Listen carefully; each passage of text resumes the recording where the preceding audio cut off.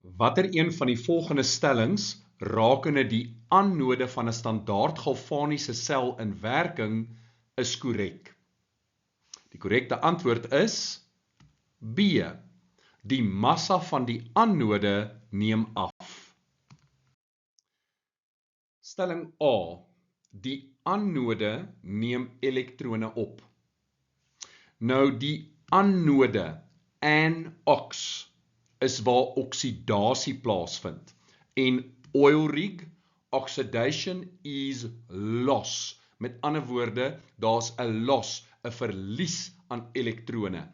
Die anode is dus nie waar elektrone opgeneem word nie, dit vind plaas by die katode. So stelling A is verkeerd.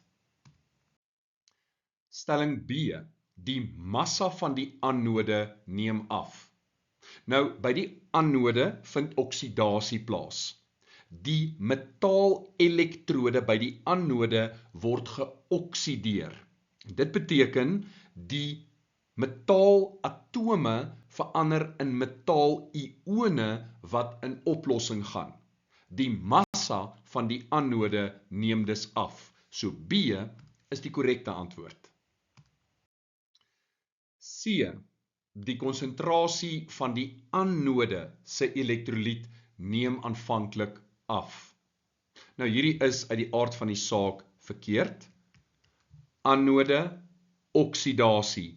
Metaalatome word metaalkatione, daar's met ander woorde 'n toename in die konsentrasie van die elektrolyt en nie 'n afname nie. Stelling C is verkeerd. En laastens D. Die anode is die positiewe terminaal van die sel.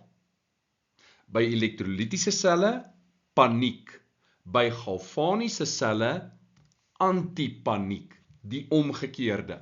So hier sien ons, die anode is negatief en nie positief, so stelling D stel nie. Met ander woorde, stelling D is ook verkeerd. Die korrekte antwoord is B.